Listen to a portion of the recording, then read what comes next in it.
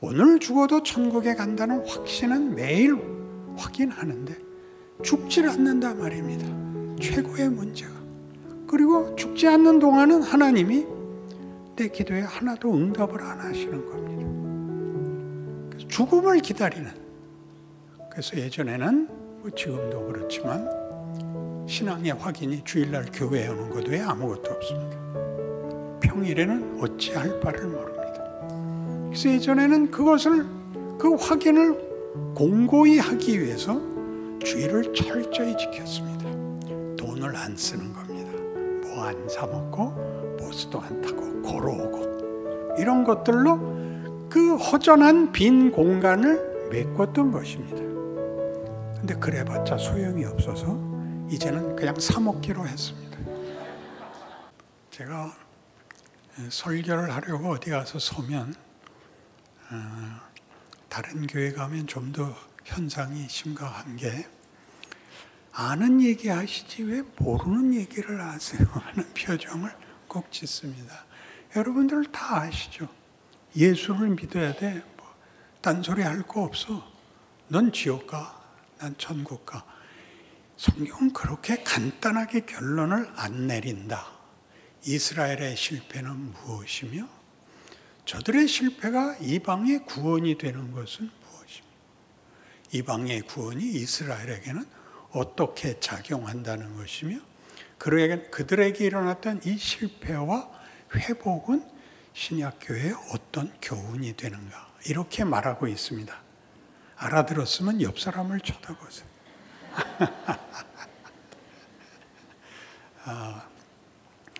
우리가 은혜를 받으면 실존적 신앙관에서 출발한다 이런 말을 했죠. 하나님이 자신을 우리에게 알게 하십니다. 내가 누군지를 알게 하고 우리의 운명을 하나님이 붙잡고 계시고 그가 나를 사랑하시며 나의 믿음을 영원히 지키신다를 우리가 알게 됩니다. 그런데 그게 전부가 아니라는 것을 성경을 보고 이스라엘은 왜 이랬어? 이 긴 역사 동안 하나님이 이 큰 일을 하셨는데 왜 저들은 멸망했어?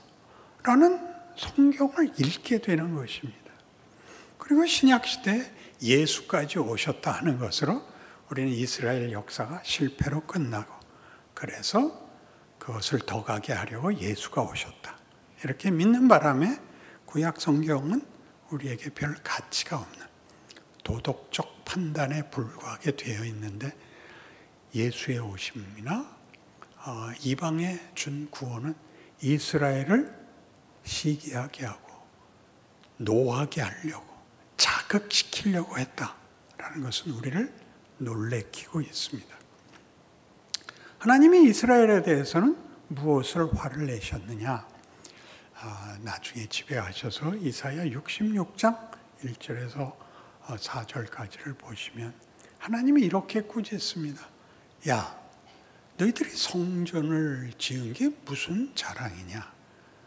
내가 하나님인데 내가 거할 것이 없단 말이냐? 온 우주가 다 내 집 아니냐? 너희가 나한테 뭘 정성을 바친다고 소도 잡고 양도 잡고 그러는데 너희들이 이런 정성을 주 앞에 바쳤으니 내게 복을 주십시오. 이렇게 날 구스르고 있냐? 야, 내가 너희에게 목적을 가지고 있고 내가 너희를 만들어서 내용과 운명을 가지고 있는데 너희는 그건 한 번도 안 묻고 아양돌로 오고 너희 필요한 거 얻으려고 나에게 와서 아첨 떤 것 이상 한 게 뭐 있냐? 언제 우리가 그랬어요? 너희가 우상을 왜 만들었나를 봐라. 거꾸로 우리는 이렇게 묻죠. 왜 이스라엘 백성 우상을 만들었을까? 하나님이 계신데. 하나님이 거꾸로 얘기하는 거예요. 우상을 왜 만들었냐? 너희가 원하는 걸 내가 안 해줘서 너희가 만들지 않았냐? 내가 왜 안 만들어, 너희의 소원을 안 들어줬냐? 너희는 내 뜻과 다른 걸 자꾸 해달래졌냐? 형통하게 해주세요. 병 안 걸리게 해주세요. 뭘 더 바라겠어요? 우리 자식들 편안히 크게 해주세요. 그리고 건강하게 살다가 어느 날 갑자기 확 죽게 해주세요. 그 눈을 깨면 천국이게 해주세요. 야, 이 나쁜 놈들아, 넌 날 뭘로 아느냐? 난 너희 아버지야. 너희는 내 백성이야. 내가 어찌 너희를 그냥 얼렁뚱땅 해갖고 죽으면 천국 가는 걸로 너희 인생을, 너희의 실존을, 너희의 정체성을 아무것도 아닌 것으로 때우잔 말이냐? 날 뭘로 아느냐? 하다못해 세상을 봐라. 야, 짐승들이라도 그렇게 살지 않는다. 애써서 살고 자기 새끼 지키고 더 이상의 욕심은 내지 않는다. 너희는 짐승만도 못하냐? 생각 없이 해달라고 하나님께 비는 게 말이 되냐? 이렇게 된 겁니다. 그러니 이스라엘에 대하여 내가 너희에게 왜 이러는지 한번 생각해봐라. 너희는 나한테 할 거 다 했다 그런다. 우리가 성전 짓고 제사 지내고 율법 지키고 있지 않습니까? 그런데 하나님이 그것이 전부가 아니란다. 더 가야 하는 내용이 있는데 너희는 너희가 원하는 우상, 너희가 원하는 우상이란 너희 소원을 들어주는 신을 만들므로써 내가 뭘 하려고 그러는지에 대해서는 전혀 반응이 없다. 순종하지 않았다 합니다. 우리는 다 순종한다는 거죠. 제가 이 신약 성경 다시 읽기를 하면서 여러 가지 주제들을 연결하고 있는데 하나님의 은혜를 베푸시면 되는데 우리의 순종으로 은혜를 우리에게 베푸시는 것이 공식 아닙니까? 순종은 분별과 선택과 책임이 있는 것이다. 나는 내 뜻대로 안 하겠어요. 하나님 뜻대로 하세요. 라고 말하면 내 책임이 면제되는 것 아니다. 하나님이 무엇을 원하시며 그것을 이루기 위하여 어떤 길을 가라 그러는가는 여러분이 책임 있게 반응하지 않는다. 하나님이 우리를 이 시대, 이 나라, 이 자리에 보냈다. 여러분의 가족, 여러분의 직장, 여러분이 속한 사회에 보냈다. 그러니까 하나님의 일을 하는 하나님의 방법과 길이에요. 근데 여러분은 거기를 벗어나게 해달라죠. 벗어나게. 제일 많이 하는 기도. 우리 대통령이 잘해서 아무 걱정 근심 없게 해주세요. 그 이스라엘 백성이 하나님께 이렇게 비는 겁니다. 바로가 잘해서 우리도 잘 살게 해주세요. 야 임마, 너희는 종이 아니야. 너희는 자유인이야. 너희는 내 자녀야. 너희가 실력 있게, 거룩하게, 지혜롭게, 명예롭게 선택과 책임과 그런 존재가 돼야 돼.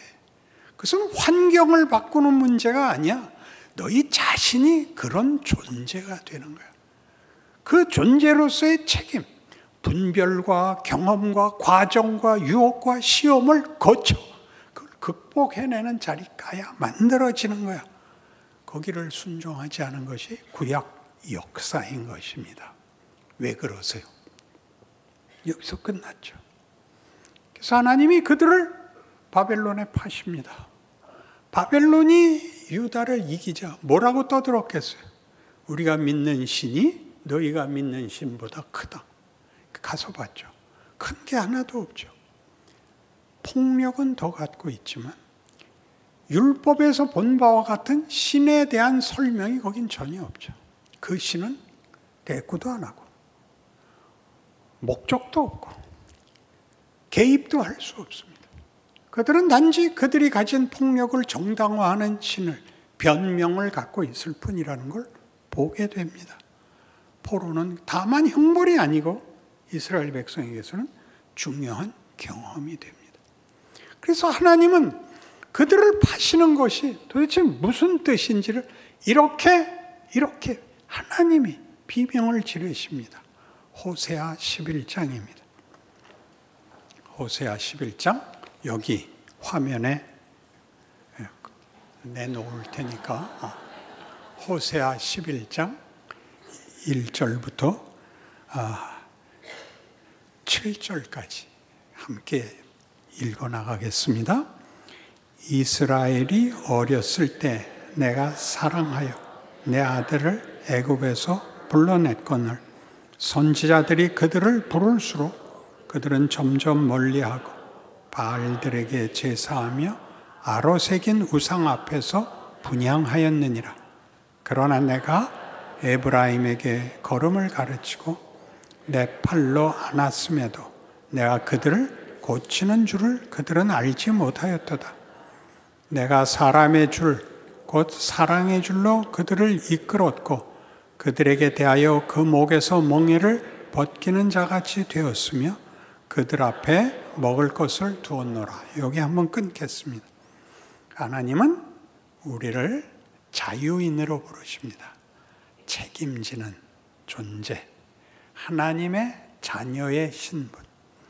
부모와 자식의 관계는 계급도 서열도 아닙니다. 거기에는 명령과 복종이 있는 것이 아니라 부모와 자식이라는 동등한 신분과 관계를 가집니다. 하나님이 우리에게 부모가 되시며 우리를 자녀로 기르시겠다는 겁니다. 이게 출애굽입니다. 여러분이 신약에서는 예수를 믿는 고백입니다. 5절부터 7절까지 또 같이 봅시다. 그들은 애굽 땅으로 되돌아가지 못하겠거늘 내게 돌아오기를 싫어하니 아수르 사람이 그 임금이 될 것이라. 칼이 그들의 성읍들을 치며 빗장을 깨뜨려 없이 하리니 이는 그들의 계책으로 말미암음이니라. 내 백성이 끝끝내 내게서 물러가나니 비록 그들을 불러 위에 계신 이에게로 돌아오라 할지라도 일어나는 자가 하나도 없도다. 출애굽 얘기를 왜 하죠? 너희는 종 아래, 권력 아래, 명령 아래 있는 존재가 아니야. 너희는 내 자녀야. 자녀는 부모를 잇는 거야. 부모의 복사판이 되는 거야. 이렇게 얘기하는 것이 기독교입니다. 그러나 우리는 내가 모든 것을 정하고 내 행복, 내 필요에 대해서 하나님께 힘을 빌려와 해결책을 삼고 보상을 삼는 데 불과하지 하나님이 우리에게 무엇을 요구하며 그것을 만들기 위하여 어떤 과정과 경험을 갖게 하며 어떤 결론에 이르게 하시고자 하는지에 대해서 관심이 없습니다. 그래서 여러분 생각해 보시면 예수를 믿고 나면 오늘 죽어도 천국에 간다는 확신은 매일 확인하는데 죽질 않는다 말입니다. 최고의 문제가. 그리고 죽지 않는 동안은 하나님이 내 기도에 하나도 응답을 안 하시는 겁니다. 죽음을 기다리는. 그래서 예전에는 지금도 그렇지만 신앙의 확인이 주일날 교회에 오는 것 외에 아무것도 없습니다. 평일에는 어찌할 바를 모릅니다. 그래서 예전에는 그 확인을 공고히 하기 위해서 주일을 철저히 지켰습니다. 돈을 안 쓰는 겁니다. 뭐 안 사 먹고 버스도 안 타고 걸어오고 이런 것들로 그 허전한 빈 공간을 메꿨던 것입니다.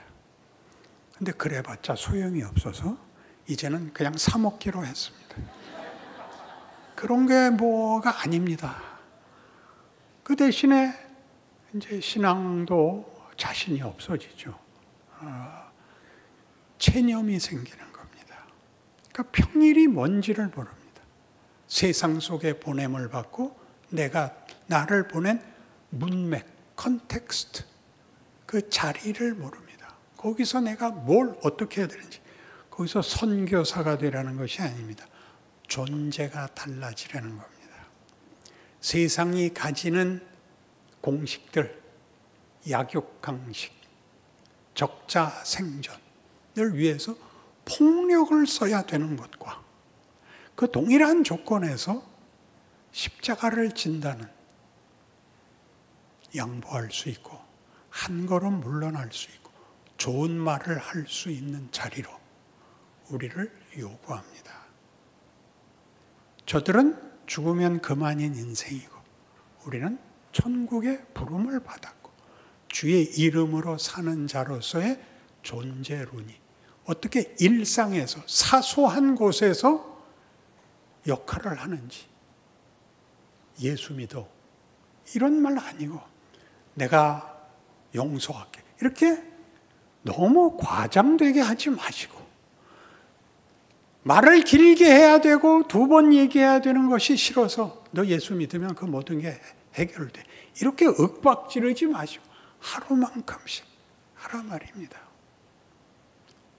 번만, 딱 한 번만. 성경에선 70번씩 7번. 그러니까 평생에 걸쳐서 490번만 하세요. 그렇게 하나씩 달라지십시오. 그걸 요구하고 있습니다. 그래서 하나님은 이 모든 요구를 포기하지 않았기 때문에 지금 우리가 읽은 그 다음 구절에 8절부터 끝까지 좀 진지하게 이 말이 왜 나와야 되는지 읽어봅시다. 에브라임이여, 내가 어찌 너를 놓겠느냐? 이스라엘이여, 내가 어찌 너를 버리겠느냐? 내가 어찌 너를 아드마같이 놓겠느냐? 어찌 너를 스보임같이 두겠느냐? 내 마음이 내 속에서 돌이켜 나의 긍휼이 온전히 불붙듯 하도다. 내가 나의 맹렬한 진노를 나타내지 아니하며 내가 다시는 에브라임을 멸하지 아니하리니 이는 내가 하나님이요 사람이 아님이라. 네 가운데 있는 거룩한 이니 진노함으로 네게 임하지 아니하리라. 그들은 사자처럼 소리를 내시는 여호와를 따를 것이라. 여호와께서 소리를 내시면 자손들이 서쪽에서부터 떨며오되 그들은 애굽에서 새같이 앗수르에서 비둘기같이 떨며오리니 내가 그들을 그들의 집에 머물게 하리라. 나 여호와의 말이니라. 하나님의 고집과 의지를 보십니까? 왜 이런 형편, 이런 어려움 속에서 살게 하시는가? 쉽게 타협해 버릴 거면 내가 내 아들까지 보내야 했단 말이냐? 그렇게 묻는 것입니다. 하나님의 의지와 하나님의 높으신 뜻과 함께 우리의 정체와 운명과 신분과 우리가 겪는 인생에 대해서 하나님이 그게 얼마나 큰 건지 아느냐? 이렇게 얘기하는 것이 현실인 것입니다. 그러나 우리는 평일에는 하나님이 없습니다. 우리는 마치 우리가 제대로 하지 못해서 복을 받지 못하는 줄로 생각합니다. 그래서 모두의 얼굴이 이 얼굴이 된 것입니다. 웃을 수 없죠. 실력이 안 되니까 시험 한번 잘 봤다고 해서 웃을 수 없는 인생인 것 우리가 압니다. 더 나가야 됩니다. 그것은 명령이 아니며 그것은 강요가 아니며 그것은 우리라는 존재와 운명에 대한 하나님의 약속입니다. 너희는 내 이름으로 부름을 받고 있다. 그러니 너희 인생에 대해서 겁내지 마라. 이사야 43장입니다. 다시 한번 화면으로 보시고 따라 읽어보십시다. 1절에서 7절까지입니다. 야곱아, 너를 창조하신 여호와께서 지금 말씀하시느니라. 이스라엘아, 너를 지으시니가 말씀하시느니라. 너는 두려워하지 말라. 내가 너를 구속하였고 내가 너를 지명하여 불렀나니 너는 내 것이라. 네가 물 가운데로 지날 때 내가 너와 함께 할 것이라. 강을 건널 때 물이 너를 침몰하지 못할 것이며 네가 불 가운데로 지날 때 타지도 아니할 것이요 불꽃이 너를 사르지도 못하리니 대저 나는 여호와 네 하나님이요 이스라엘의 거룩한 이요 네 구원자임이라. 내가 애굽을 너의 속량물로 구스와 스바를 너를 대신하여 주었노라. 내가 내 눈에 보배롭고 존귀하며 내가 너를 사랑하였은즉 내가 네 대신 사람들을 내어주며 백성들이 네 생명을 대신하리니 두려워하지 말라. 내가 너와 함께하여 네 자손을 동쪽에서부터 오게 하며 서쪽에서부터 너를 모을 것이며 내가 북쪽에게 이르기를 내놓으라. 남쪽에게 이르기를 가두어 두지 말라. 내 아들들을 먼 곳에서 이끌며 내 딸들을 땅 끝에서 오게 하며 내 이름으로 불려지는 모든 자 곧 내가 내 영광을 위하여 창조한 자를 오게 하라. 그를 내가 지었고 그를 내가 만들었느니라. 여러분입니다. 미국도 여러분을 위하여 세웠고 러시아도 여러분을 위하여 세웠고 히틀러도 여러분을 위하여 세웠고 어떤 뛰어난 자도 여러분에게 조욕입니다. 여러분 각자가 주인공입니다. 역사며 여러분 각각의 인생이며 현실이며 조건입니다. 기도하십시다. 하나님 아버지, 창조주요 구원자시며 그 약속을 이루실 결론을 내실 우리의 아버지십니다. 우리의 현실이 하나님의 진정성을 가진 개입이요 인도하시며 나를 만드시는 과정임을 안다면 우리는 이것보다 더 잘해야 됩니다. 형통해질 것이라는 기대가 아니라 진지하게 받아들여야 된다는 그 믿음, 그 순종, 그 인내, 하나님의 기적이 매일 계속되고 반복되고 있다는 사실을 아는 그 지혜와 그 순종과 그 믿음에 도달케 하여 주옵소서. 예수님 이름으로 기도합니다. 아멘.